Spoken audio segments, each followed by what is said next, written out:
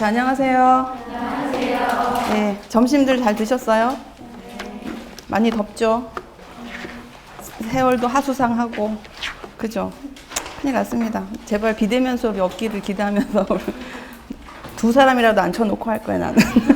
만약에 그렇게 돼. 너무 작년에 힘들었어가지고. 자, 이제 오늘부터 고급 영양학을 하는데, 이제 한 바퀴 여러분들이 돌았기 때문에 이제 섞여진 문제들을 만나시게 될 겁니다. 뭐, 이제 탄수화물이라고 해서 탄수화물만 하는 것이 아니고, 섞여진 기출도 그렇게 나오니까요. 그러니까 그런 것들 같이 보면서 진행을 할 것이고, 이제 기출은 작년에 이제 고급 영양학에서 좀 나온 게 많았었기 때문에 그런 걸 참고를 하면서 하는데, 이제 고급 영양학은 대사를 쪽에서 나오는 거 말고는 그렇게 어려운 게 없기 때문에 우리가 너무 싫어하는 그 대사 부분은 어차피 또 이제 오늘 짚어가면서 해야 되니까 천천히 같이 보고 또 내가 어디가 부족했었는지 볼 수 있는 기회를 가졌으면 좋겠습니다. 자, 뭐 특별히 오리엔테이션 할 거는 없고 중간중간에 잘 모르시겠으면 질문을 하시고 차곡차곡 하도록 할게요. 자, 이제 고급 영양학 1번 탄수화물부터 진행을 합니다. 탄수화물. 자, 당 내응성이라는 게 제일 먼저 나옵니다. 그래서 당 내응성이 뭐냐라고 물었고, 그것이 저하되었다라는 것은 몸에서 어떤 상태가 되었는지를 적으시오라고 했습니다. 자, 당 내응성은 아주 간단하게 얘기를 하면 뭐라고 할 수 있을까요? 포도당의 처리 능력, 이렇게 버리면 돼요. 가장 쉬운 거는 혈당의 처리 능력이라고 볼 수가 있는 거예요. 혈중에 있던 포도당의 처리 능력을 말한다. 그래서 당 내응성은 생체 내 혈당의 처리 능력을 말하는 것이고, 위에서 또 하나 문제가 있었죠. 과연 이것이 낮다는 것은 어떤 상태를 말하는 것일까? 처리가 잘 안 되는 건 뭐 때문에 안 될까를 묻는 거예요. 또 하나는 두 가지가 있죠. 우리가 당뇨를 얘기할 때 두 종류를 얘기하는 그 이유들을 대면 되는 거죠. 그게 당 내응성이 저하진 상태니까. 하나는 인슐린 분비가 저하되었거나, 또 하나는 인슐린 저항성이 증가했다 또는 민감성이 감소했다. 저항성이 상승했고 민감성은 떨어졌다라고 얘기를 하는 것이죠. 그래서 당 내응성을 정의하고 한 문장으로 하면 당 내응성은 생체 내에 있는 혈당의 처리 능력을 말하고, 인슐린 분비나 또는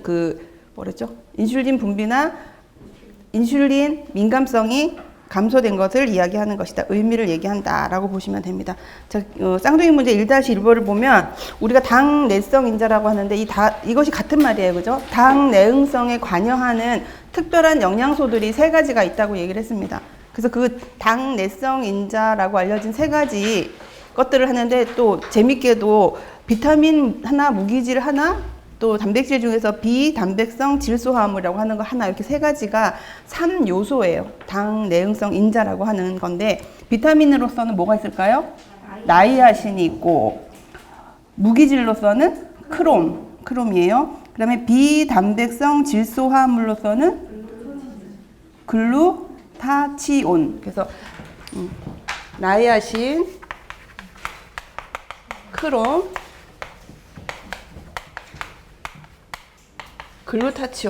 글루타치온인데, 이 글루타치온은 비단백성 질소화합물이기 때문에 아미노산이 몇 개? 3개가 뭉쳐져 있어요. 그건 근데 단백질이라고 말하지 않는다 그랬죠. 그 3가지가 뭘까 묻는 겁니다. 뭐뭐 있어요?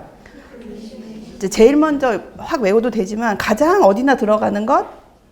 글리신이 있고, 티온 들어가니까 아마 뭐가 있을 거다? 황이 들어가 있는 뭔가가 있는 것 같아. 그러면 하나가 뭐죠?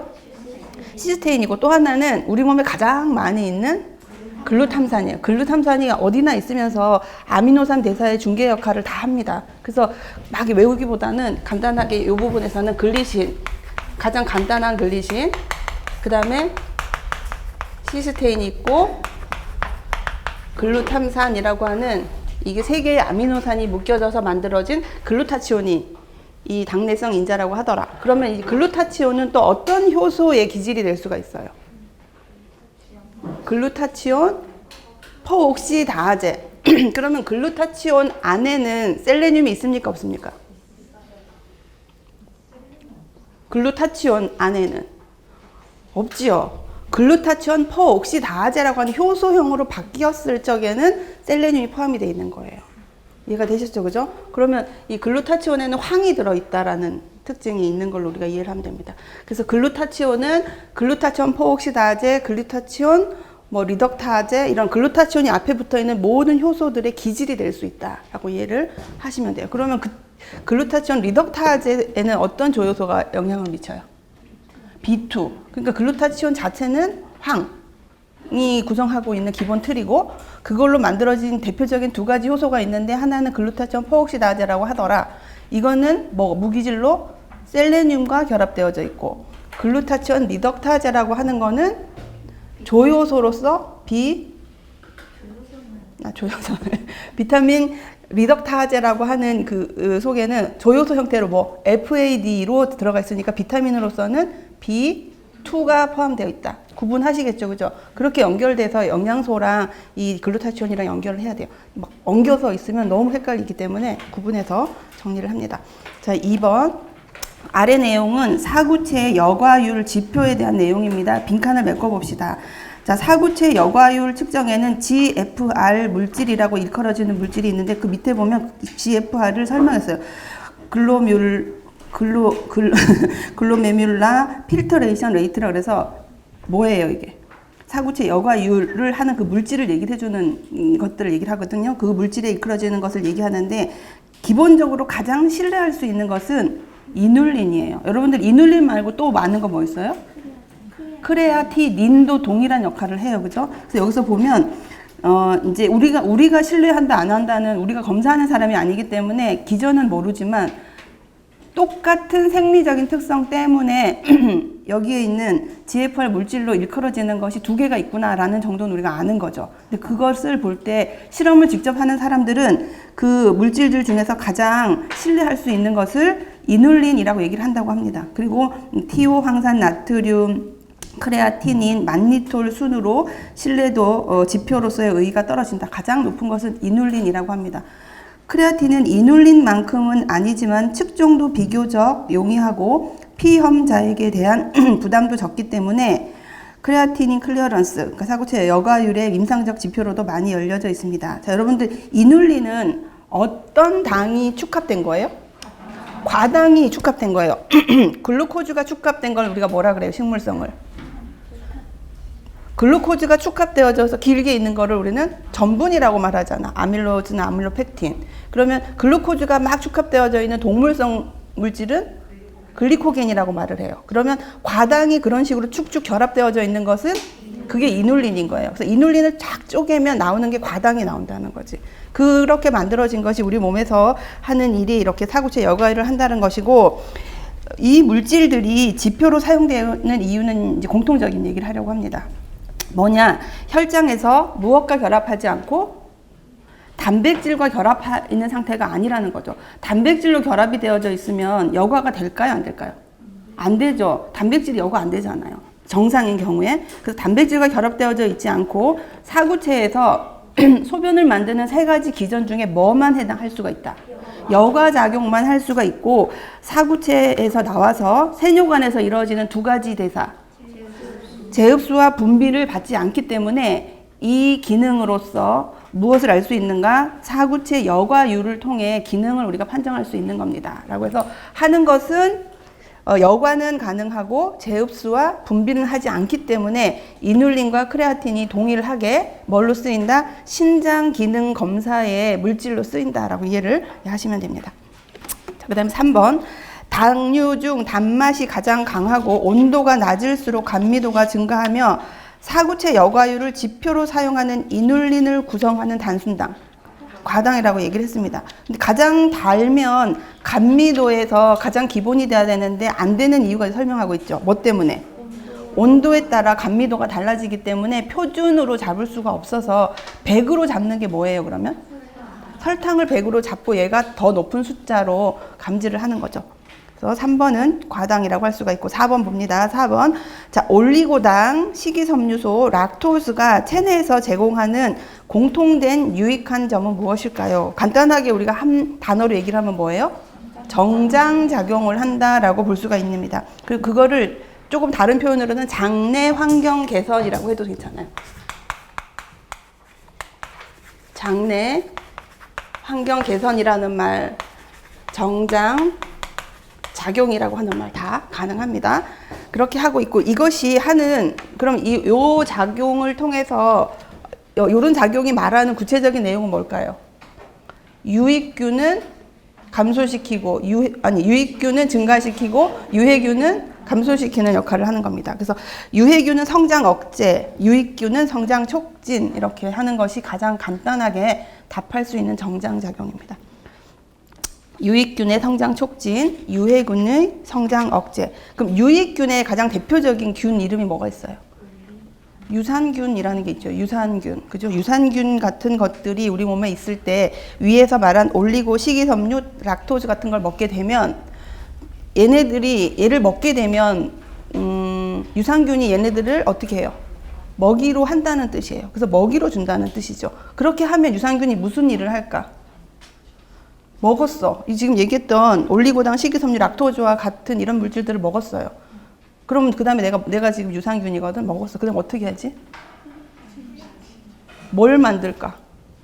젖산을 만드는 거예요. 해당 과정을 통해서. 그러면 입안의 산도가 낮아져요? 높아져요? 낮아지게 되면서 어떻게 돼? 여기에 있는 에나멜층을 부식하게 되는 상태가 된다라는 거지. 그러니까 거기에서 나타나는 산도를 낮춰줘서 중성화시키지 못함으로써 치아에 이제 문제를 주는 건데, 그것을 쓰는 거는 조금 이따 할 거니까 개념만 여러분들이 일단 보시고, 여기에서의 답은 정장작용을 하고, 이것은 유익균의 성장 촉진과 유해균의 성장 억제를 말한다. 그래서 4-1번과 4-2번을 우리가 보면서 정리합시다. 자, 유산균이 무엇인지 정의를 하고, 그것의 특징, 그 다음에 어떤 것들이 있는지 종류를 한번 적어봅시다 라고 했습니다. 자, 정의는 유산균이라고 하는 것은 그러니까 한 가지로 우리가 말할 수도 있지만 전체적으로 유산균에서 좋다고 얘기할 수 있는 그 유산균이 우리 몸에서 하는 일은 장에서 당을 분해하여 무엇을 생성할까요? 유산을 생성하는 거예요. 유산이 뭡니까? 산도 높은 산성의 물질들의 대부분의 것들을 유산이라고 얘기를 하는데, 전반적인 거를. 그래서 장내에서 당을 분해하여 유산을 생성하는 세균의 총칭이다. 전체적인 것을 우리가 유산균이라고 하면, 유산균에는 많은 게 있는 거죠. 참고로 4번에 밑에 쭈루룩 보면 그런 것들이 다 유산균인 거예요.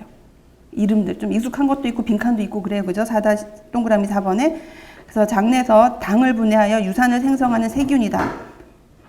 특징은 방금 얘기했는 게 또 나옵니다. 발효를 통해 유산을 생성한다. 발효를 통해 유산을 생성한다. 그러면 이 유산이라는 것이 무슨 역할을 하길래 정장작용을 한다고 할까요? 유익균의 증식을 막는다는 거죠. 그죠? 나 왜 자꾸 큰일 났다. 유익균이랑 유해균이 왜 이렇게 헷갈리냐? 자, 그래서 생리적인 기능은 유산을 생성하여 장내 유해균의 증식을 막고, 면역력을 정상화시킨다. 장내 유해균의 증식을 막고 면역력을 정상화시킨다. 요즘 이 이야기들이 어디를 틀면 다 나오죠. 다 나와. 이게 지금 장이 중요하다라는 것들이 많이 나와서, 전에도 얘기했다시피 건강한 사람들의 대변을 받아서 이제 주고, 그거를 막 이렇게 분석해갖고 그 속에서 좋은 균을 빼서 항문으로 그대로 주사를 넣는 거예요. 장이 안 좋은 사람들을. 그래서 다른 사람들의 변 속에 있는 좋은 균을 정제를 해서 넣어서 두는 거예요. 얘들이 성장할 때까지. 그 균들이 그 사람 몸에 정착할 때까지. 그게 치료랍니다. 그래서 그런 식으로 하고, 예전에 막 약 먹고 그랬는데 이제는 세균의 중요성이 필요하다 해서 세균을 직접 넣는 방법으로 하는데, 외국에서는 그런 은행들이 굉장히 많고 아침마다 막 봉투 들고 출근하면서 갖다 주고 가는 사람들, 건강한 사람들이 그렇게 많다고 해요. 우리나라도 있다고 해요. 그런 거를. 건강하게 이제 건강검진해서 괜찮다 하면 대변을 아침마다라든지 뭐 며칠에 한 번씩 모아서 가져오게 해갖고 그거를 분석을 해서 좀 그렇죠. 그냥 어떻게 살려면 해야지. 그렇게 하면서 이제 면역력을 증가시킨다라는 거 하는 겁니다. 그래서 이제 유산균이 유산을 생성하는 것이다. 그래서 유산이 하는 일은 뭐냐? 유익균의 성장을 억제시키는 거다. 그래서 순서가 그렇게 되는 거죠. 그 다음에 종류는 아래쪽에 있는 거 스트랩토코커스 뭐 이런 것들은 우리가 알잖아요. 그죠? 그런 것들이 어디에 있냐면 아는 것도 있고 모르는 것도 있어요. 근데 이름을 알아둬야 될 것은 제가 비웠습니다. 기본적으로 요구르트나 발효유를 얘기할 때 많이 나오는 것이 뭘까요? 락토바실러스라고 하는 것이 기본적으로 요구르트나 발효유에서 많이 볼 수 있는 우리 몸에 있는 유익균 중에 하나의 이름이고, 또 유산과 초산을 생성하고, 여기서 특징은 모유 영양아, 그러니까 모유 속에 많기 때문에 이 아이의 장내에 많다라는 거예요. 뭘까요? 비피도 박테리움이라고 하는 거. 그래서 우리가 면역 인자 생애 주기 할 적에 수유부 할 적에 아이가 먹었을 적에 초유에 많이 들어있는 것들 중에 뭐 락토페린이니 뭐 IgE라부터 해서 SIgE 막 이런 거 했잖아요. 그 속에 뭐가 있었어요? 비피더스라는 게 있었어요. 비피더스 이 자체가. 그래서 여기서는 모유 영양화 속에 있으면서 뭘 한다? 면역력을 증가시킬 수 있는 역할을 한다. 그래서 비피도 박테리움이라고 하는 것이 중요한 것이고, 뭐 나머지 것들은 이름은 어려운데 어디에 많이 있는지를 보시면 요구르트, 김치나 절임, 발효 다 발효식품들이죠. 발효를 통해서 우리가 얻을 수 있는 것들이 주로 우리 몸에서 유익균으로 연결을 하고 있다. 그 다음에 이제 프리바이오틱스의 기능과 종류예요. 프리바이오틱스는 어떤 거라 그랬어요? 우리 아까 했을 때 문제에서. 먹인데 식품으로 보면 올리고당, 식이섬유, 뭐 여기 있으면 락토즈 이런 물질들이 다 그 프리바이오틱스로서 누구의 먹이가 된다? 유익균의 먹이가 될 수가 있는 것들이죠. 그럼 얘가 하는 게 뭐냐면 유산균의 먹이가 되기 때문에 여기에 있는 이런 프리바이오틱스라고 하는 것들은 유산균의 먹이가 되기 때문에 유산균을 증식하는 데 도움을 주고 유산균을 증식하는 데 도움을 주는 역할을 한다. 유산균의 먹이가 되기 때문에 장내에 유산균을 증식하는 데 중요한 역할을 한다. 대표적인 식품을 우리가 어디에 알고 있어요? 아까 했었던 것들은 특징이라면 대표적으로 우리가 또 대두올리고당 이제 붙이자면 대두올리고당 대표적인 한번 적어봅시다. 대두올리고당, 프럭토올리고당, 또 가장 많이 우리가 알고 있는 것은 라피오스라든지, 그죠? 라피노스. 그 다음에 이눌린도 된다 그래요. 이눌린.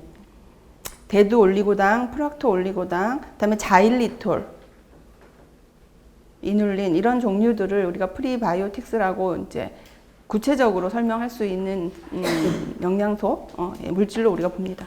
그래서 크게 보면 이제 다시 정리를 해보면 정장 작용을 하는 어떤 물질들이 있는데 얘네들이 무슨 일을 하나 봤더니 몸에 있는 유익균의 먹이이기 때문에 도움이 된다. 이렇게 정리를 하시면 되는 거예요. 그럼 먹어서 어떻게 되느냐? 뭘 만들어내요? 유산을 만들어내서 pH를 낮춤으로 pH가 낮은 상태에서 유해균이 성장에 멈추거든요. 그래서 유해균의 성장을 멈추게 해주는 거다라고 해서 이렇게 스토리로 여러분들이 이해하면은 어떤 문제가 나오더라도 쓰기가 그렇게 어렵진 않을 것 같습니다. 5번째. 다음은 무엇에 대한 설명인가? 빈열량식품이다. 빈열량식품을 묻게 되면 답이 나올 수 있는 건 거의 2가지예요. 하나는 설탕, 또 하나는 알코올. 이 2가지가 거의 대표적인 빈열량식품입니다. 빈열량식품인데 고농축 에너지로서 포만감을 주지 않아서 과량 섭취 시 비만을 초래할 수 있고 어린이의 경우 과행동증. 이건 뭘까 그러면? 설탕을 말하는 거죠. 그리고 비타민 B1, 티아민의 에너지 대사를 위해 필요한 필수 물질을 사용하여 혈당 유지에 장애를 초래할 수 있습니다. 그러니까 요것들 설탕만 먹으면 설탕을 대사하기 위해서 중간에 나오는 티아민, 어디에서 어디로 넘어갈 때 티아민이 필요해요? 대사에서 무엇에서 무엇으로 넘어갈 때 티아민이 필요했어요? 피루부산에서 아세틸코에로 일로 넘어가는 거는 굉장히 많거든요. 근데 복합적인 영양소를 먹으면 B1도 같이 먹기 때문에 공급이 되는데 빈열량식품을 먹으면 그 대사를 할 때 저장되어 있는 걸 갖다 쓴단 말이에요. 그러니까 결핍이 올 수가 있다는 얘기를 하는 거지. 쓰긴 써야 하니까 에너지 대사를 하기 위해서 아세틸코에까지 가긴 가야 하거든요. 그래서 이 B1 등 에너지 대사를 위해서 필요한 필수 물질들을 사용해 버리기 때문에 혈당 유지에 문제가 있을 수가 있고 또 많이 먹게 되면 혈중의 중성지방을 증가시킬 수가 있습니다. 고지혈증을 유발할 수도 있고 또 유아의 경우 부식과 발육성 설사의 원인이 될 수가 있다. 그래서 설탕은 분해를 하면 단당류 뭐와 뭐로 됩니까? 포도당과 과당으로 되어지죠. 그리고 과당 대사에서 보면 과당은 어떻게 돼요? 중성지방으로 갈 수 있는 길이 빠른 길이 하나가 더 있어서 지방 축적이 훨씬 쉬워질 수 있습니다. 나중에 다른 그림을 한번 보기로 하고 6번으로 넘어갈게요.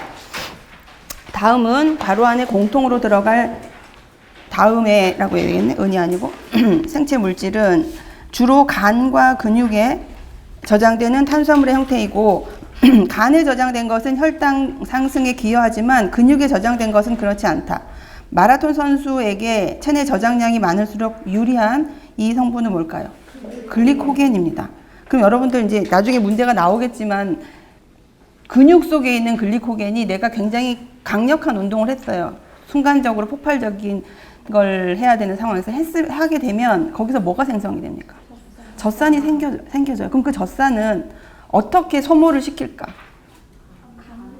간으로 안 간다면?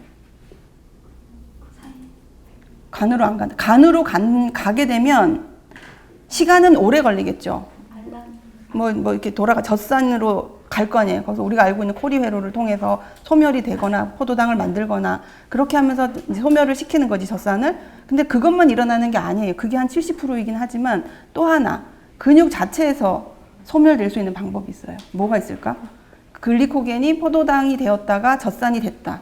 간으로 가려고 하는 애들 70명 보내고 좀 남아있어요. 걔네들은 자체에서 해결해야 돼. 그럼 어떻게 하면 될까요?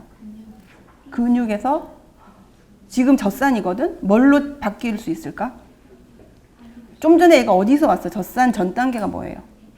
피루부산이었잖아요. 얘가 다시 피루부산이 되어서 에너지가 될 수가 있는 거예요. 피루부산이 되어서 아세틸코에일을 쓸 수 있게 해주는 거죠. 그렇게 하기 위해서 해야 되는 일이 뭐냐면 격렬한 운동을 하고 난 이후에 가벼운 운동을 해줘야 돼요.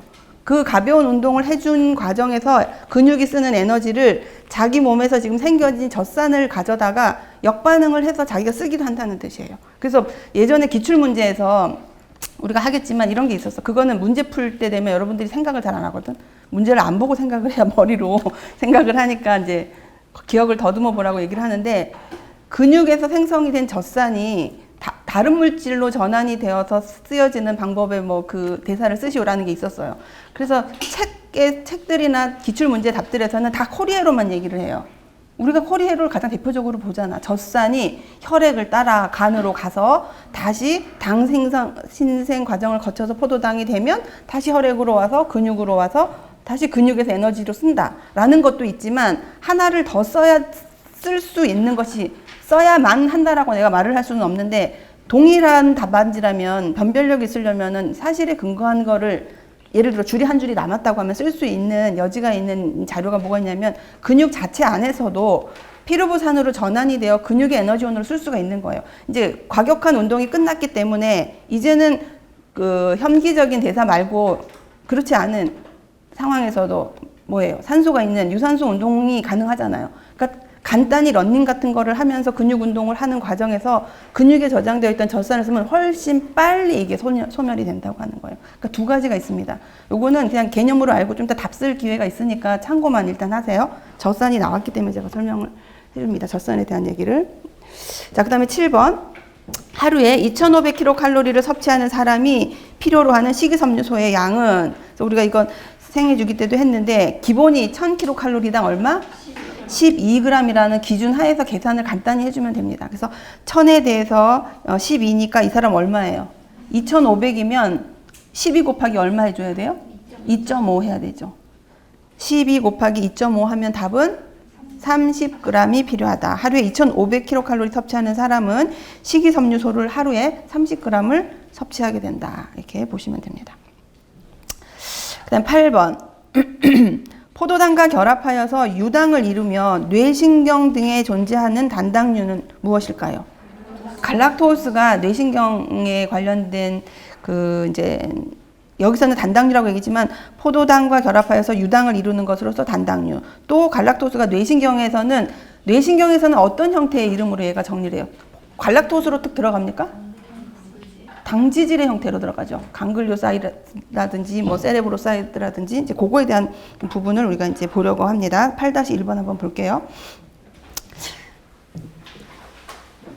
그래서 그래서 어린 아이들이 우유를 먹어야 되는 이유도 거기 있어요. 그걸 먹어야 갈락토스 섭취가 되고 신경 발달에 필요로 하는 갈락토스 공급에 문제가 없기 때문에.